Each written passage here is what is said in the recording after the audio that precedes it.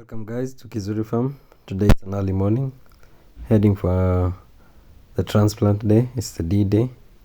So today we normally wake up earlier than usual. We had planned to start by 7 o'clock in the morning, so I have to be there by 6:30 so that I can plan everything in advance, so that when the team comes they find everything is ready and set, that they no wasting of time and we conquer the day as fast as possible, because we're working from 7 to around 2 p.m. From there we break for the next day. So welcome to the video as I show you guys how I did my transplanting. It's a beautiful morning. I made it on time, and as you can see, the onion seedlings are looking wet. I just watered the onion nursery beds in preparation for the transplant. After this, I started also wetting the beds where they're going to transplant the seedlings, so that the guys doing the transplant can be easier for them to, and also the crop gets a moist surface for the roots to establish easier. So I have a drip there, so that I'll fix in a few. But first I wanted to make sure at least the few beds are ready and some few onion seedlings are ready, so that when the guys come they can just work. So this is how I'm pulling out my onion seedlings. With the wet bed it's easier to pull them out and just shake off the mud, and you have your seedlings ready. So that's what you're going to be doing today.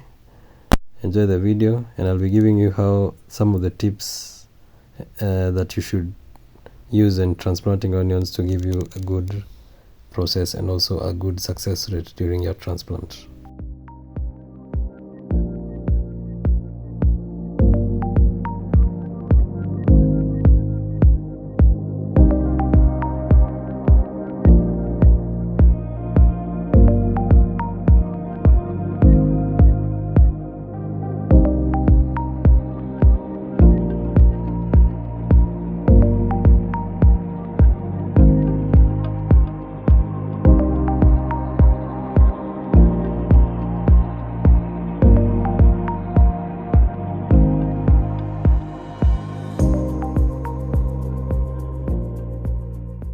So guys, some of the onion tips you should observe when doing your transplant.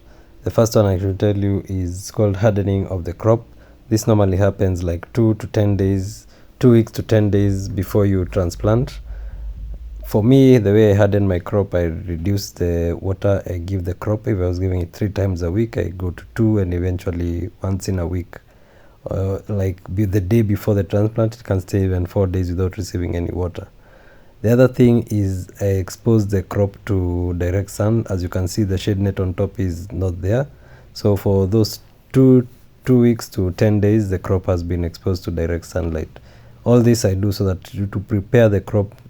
It's like you're telling it you're coming out of this place and going to a harsher condition. So just to prevent the shock, it is advisable you harden your crop. The second point is soil preparation.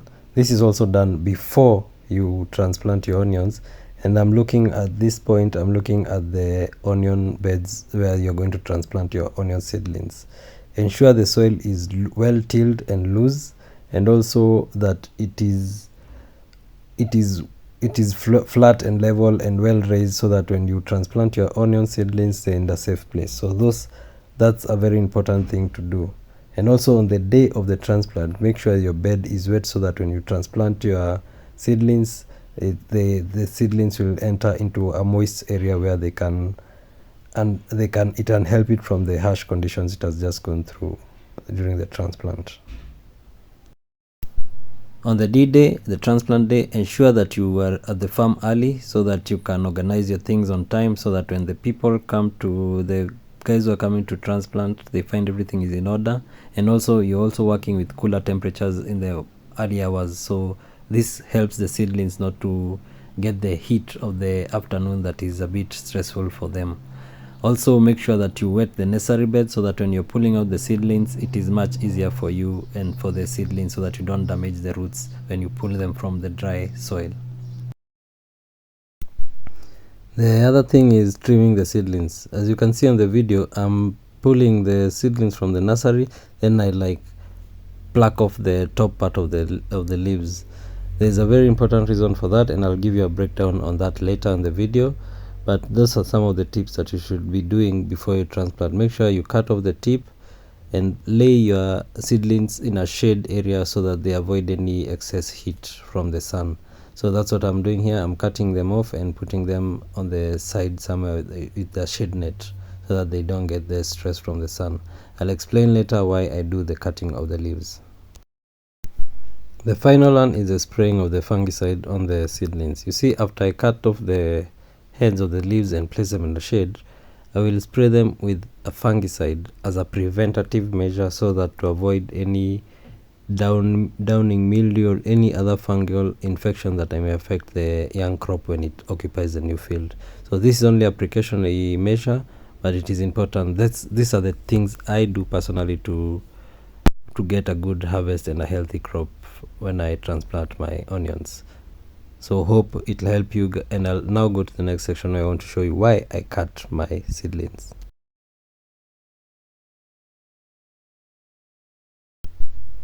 So the reasons why I trim off the leaves of the onion seedlings is basically to have a uniform growth length on all the seedlings that are after I transplant on the beds, so your farm will look orderly and not one longer than the other, so it will bring in uniformity in the farm. The second one is less leaves, less transpiration. This means that when you reduce the surface area of the leaves by cutting it, you're giving it less chances of losing more water. So it is good for a plant which has actually gone through this stressful moment of moving from the nursery to the onion farm bed. So by reducing the loss of water from the leaves, by reducing the surface area of the leaves, you're able to retain more water, and hence the crop will be more successful. With the cutting of the leaves, you're also helping the crop concentrate on the roots more, because now it has less part, a smaller part to feed, because the leaves are now shorter. So most of the energy will go to the roots, because you really want the roots at this point to develop and be able to establish the crop in your farm well. And the final one is a very interesting one, is for aeration. When you have less leaves, as in smaller leaves, it will mean air will pass through the plants easily and well, so your plant will have good aeration, and this goes well with, as it will prevent fungal infections with good airflow around your crop. So yeah, those are the 4 main reasons why I do my cutting of the leaves. So guys, that's how I do my transplant. Those are the tips that I normally, those are the rules, not the tips, the rules that I use when I do my transplant for a better success rate. So continue watching the video, but there's a section I forgot to show you how I spray my onion seedlings with the fungicide. I just apply a little. The video is a bit shaky at this point because I'm handling the camera on one side, my phone camera on one side, and the pump on the other. But yeah, I just give them a small dash of fungicide, and after that I take them to the guys at the farm so that they can do the transplant. Yeah, so that's it. So continue watching the video as you watch day 2 of my transplant.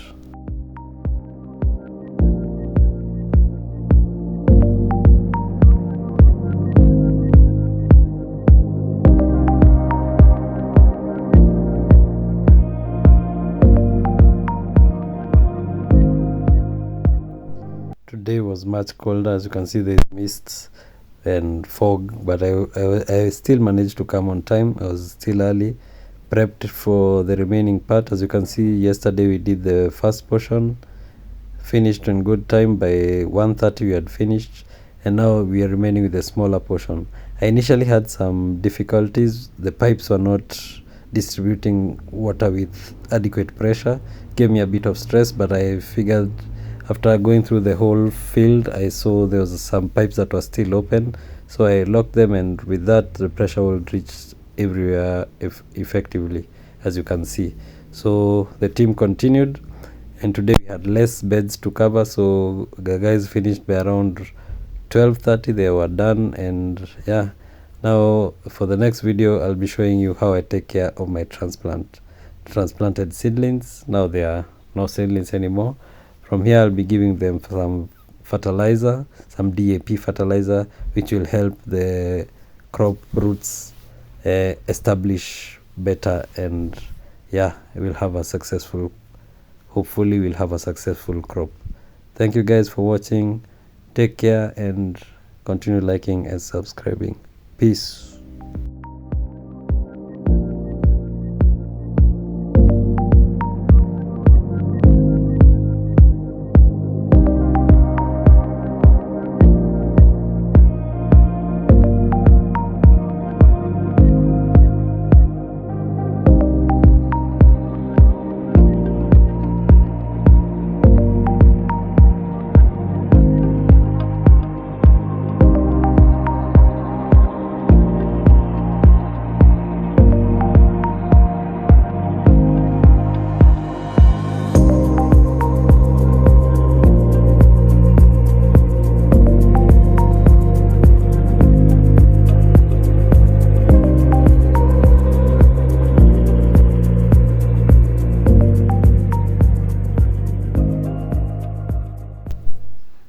So guys, you can see the beds are all occupied.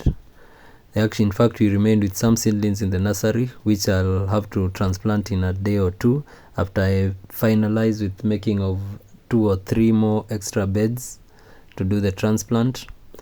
And also I use the few seedlings that remained on the nursery. I'll go around checking for if there are places which have holes or any onions that died off during the transplant process. In the next video, I'll be showing you guys how I do my top dressing with the DAP and the reasons why one should do top dressing.